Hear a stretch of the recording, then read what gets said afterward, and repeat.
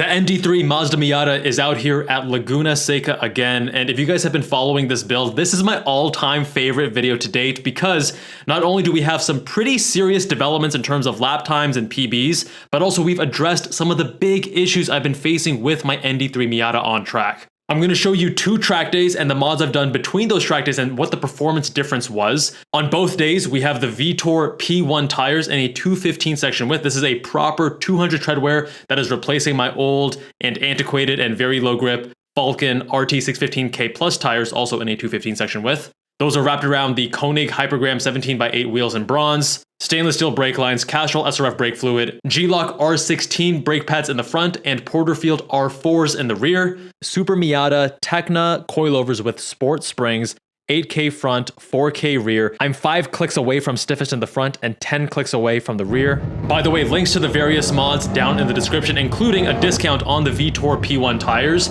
And we're out here with Lightspeed track events. Use coupon code JABAL for $25 off. Finishing out the outlap here.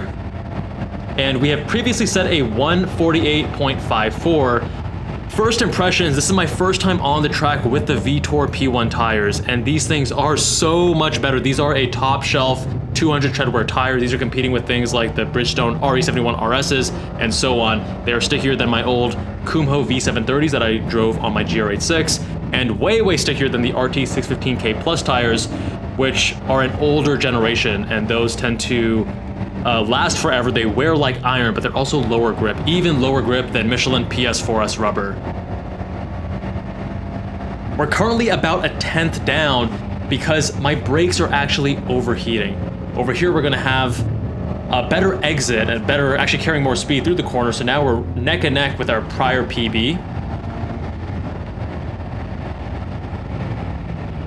Carrying more speed through 6, and now we're actually a 1/10 up, which is awesome, and actually climbing because we now have this straightaway, so we're accelerating past now 2/10 up. But the reason that the brakes are overheating is that these P1 tires are so much grippier. So I was actually having some issue with my RT615K Plus tires, and the brakes would overheat on a brake heavy circuit like Laguna Seca.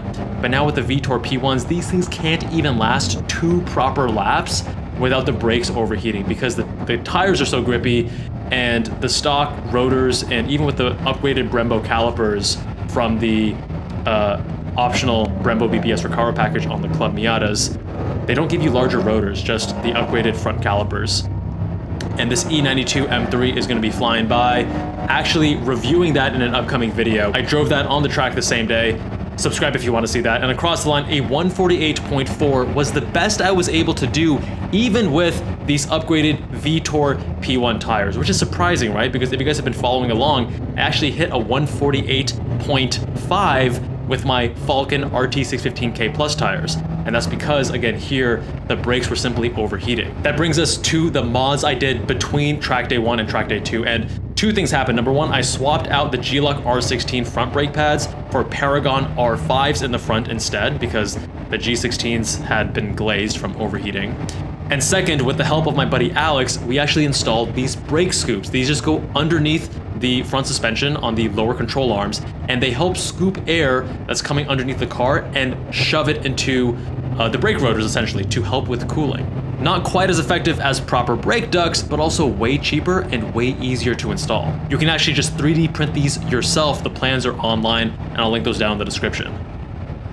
And that brings us to day number 2. So again, the only 2 differences are that number 1, the front brake pads, swapped out the glazed G-LOC R16s, and now we have the Paragon R5s. And number 2, and more importantly, we now have the brake scoops in the front, which should help with the cooling, not quite as effectively as brake ducts, but let's see how effective these are.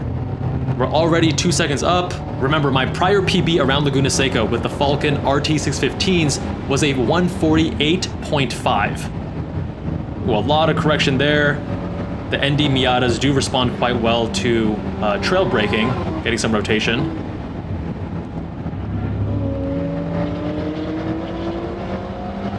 And damn, that 4-liter Porsche Flat 6 sounds so good.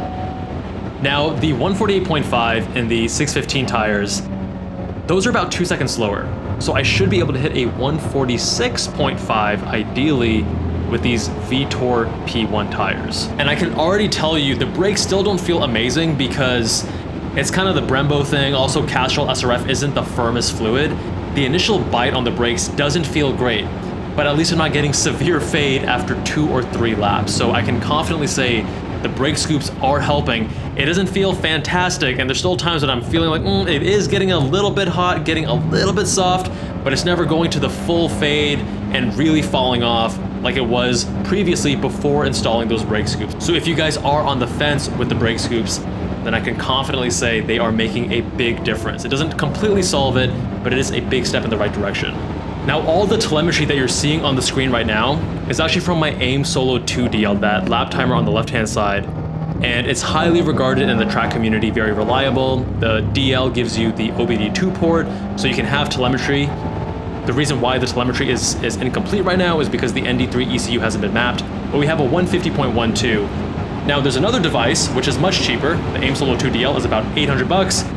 The Draggy is only about 250. It's actually even cheaper when you use my coupon code JABAL, linked in the description. A lot of correction right there on turn 2. And this attaches to the windshield, and it connects to your phone. Now, just like the AIM Solo and these more expensive lap timers, this actually will show you in real time your current lap time and your delta on your phone screen using their integrated app. And then, unlike the AIM Solo, where you have to use a Windows laptop and it's a very clunky piece of software and not easy to use, with the Draggy, you just pull up your app, it syncs immediately, and you can run a comparison and identify those areas where you can go faster segment by segment, lap after lap. And it's highly accurate. That last lap was a 150.12 on my AIM Solo. It was a 150.11 on my Draggy. Now, I have the app set to 10 Hertz, meaning it's refreshing 10 times per second, but you can also select 20 Hertz or 25 Hertz as well. But every time I try 25 Hertz, the app actually crashes. That's probably just a glitch that'll be fixed with a future update. But regardless, the 10 Hertz is going to be plenty accurate for your needs.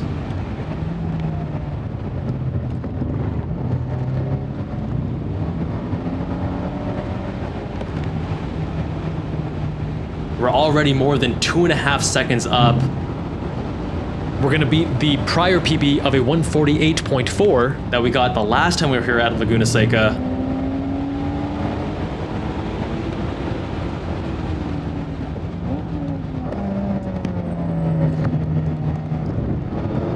Now catching this yellow GT4, but luckily not holding us up at all on the straight. And across the line, we're at a 147.82, and the Draggy has that logged in at a 147.80. So overall, the Draggy is super accurate at a much cheaper price point, and they are bringing OBD2 support in early 2026, which I'm excited about, because as you guys know, with the ND3, I don't have all the channels mapped, which is a bit frustrating. But having telemetry at such an affordable price point is a first for the industry. And it seems like with earlier versions of the Draggy, there were greater limitations, but now that it has matured, they've done these app updates, you're getting a lot of the functionality at a much lower price point, and it actually works more reliably, at least at 10 Hertz from my experience. Now, this is the moment you guys have been waiting for. These multiple laps now in succession are gonna show you what happens when you start feeling more comfortable with the car. So for the first time, I can now trust the brakes and my ND3 Miata more so than previously. Now, if you recall, a 148.5 was the PB I had with my RT615 tires. So here I'm shooting for a 146.5 because these tires are about 2 seconds faster around Laguna Seca versus my old tires. In the prior session, we just got a 147.8, and I want to see, can we get to that 146.5? If you guys have watched the channel, I've had this love-hate relationship with the ND Miata. I think it gets so many things right, great fundamentals, no car is perfect, but sometimes the shortcomings can grate on me. I think for whatever reason, I find the comfort in the car being a taller driver a bit more cumbersome than maybe the average person. I'm 6'1", 180 pounds. That liquid is actually the windshield washer fluid, which tends to leak under heavy cornering. We're now almost 3/10 up, carrying more speed in turn 11, so 5/10, almost 8/10 up, getting so much just from that last corner. And now we're down to a 147.1, a new PB, but can we best it again on this next lap? So just to recap, I have some leg discomfort and pain on longer drives. Like driving to the racetrack is about 2 hours for me, and I need to take a break an hour in because I need to stretch out my leg and things like that. So, you know, not deal breakers, but just these small annoyances. We're already 2/10 up from the prior lap. And the thing more recently was the brake overheating. But now with the brake scoops, it looks like we have a good enough band-aid solution, at least for now. 2.5 up, trying to carry a little bit more speed through more of these corners, still braking more conservatively. You're gonna notice that in every single corner, I can definitely go later on the brakes, which means the next time I come to Laguna Seca, there is still more time to be had. You'll also notice I'm sawing at the wheel more frequently. I'm getting to that optimal slip angle and correcting it because we're pushing the car a bit harder lap after lap, corner after corner. Currently 3/10 up from the prior PB that we just set the prior lap. So right now we're already on track to break a 147 and to be in the 146s. Going down corkscrew and tracking out a bit wider to not scrub off speed before I used to cut that corner. Getting to the middle now before turn 9. Carrying more speed, looking for that exit. This is a scarier corner, but 9 and 10 are my absolute favorite. Right here, you want to get into that little compression, get a lot more lateral grip. You feel that immediately. We're now 5/10 up already, well into the 46 range. 6/10 up. Ooh, but we didn't have a great corner at turn 11, so we actually lost a bit. We're back to about 4.5 up. By the way, if you guys are digging these Ayrton Senna driving gloves, you can find them linked below. They're from my buddy PJ, whose Evo 6 we reviewed previously on the channel.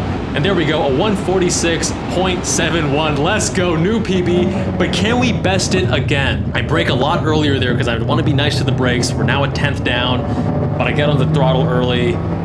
We get it back. We're now almost a 10th up. Again, trying to carry a bit more speed, push the car a little bit harder, use more of the track on each corner. I'm trusting the car more. I'm getting more familiar with the car. I'm a lot more familiar with Laguna Seca now.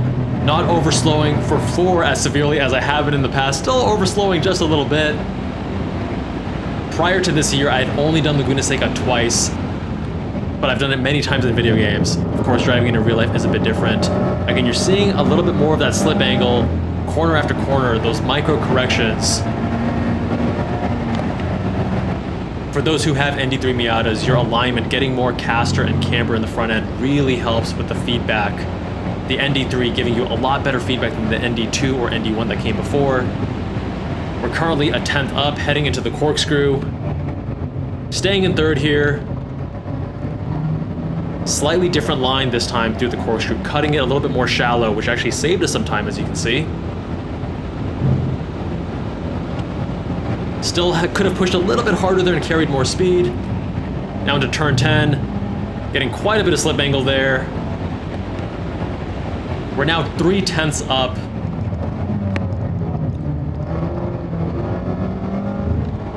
And I'm really just trying to repeat what I'm doing lap after lap, but just pushing a little bit harder, not really pushing the braking zones much, but just trying to carry more speed. 146.2, let's go. And at this point, I was thinking that I was done, and that I should probably cool down now and bring it in.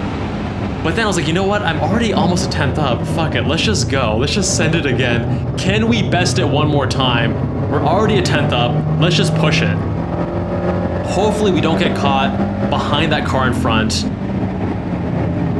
But again, a little bit more correction here. Just carry a bit more speed corner after corner.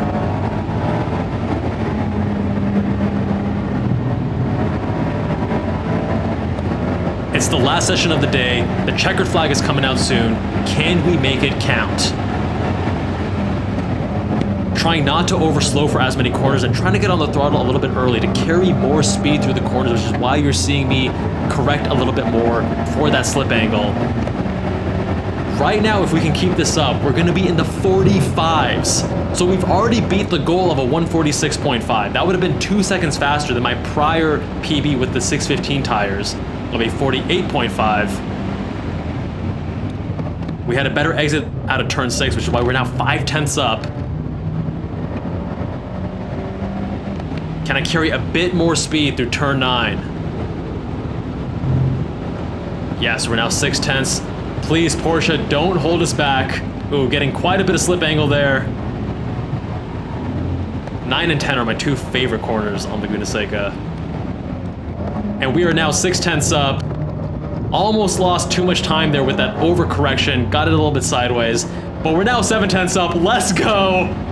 And across the line, new PB, 145.51, and I am pretty hyped about that, not gonna lie.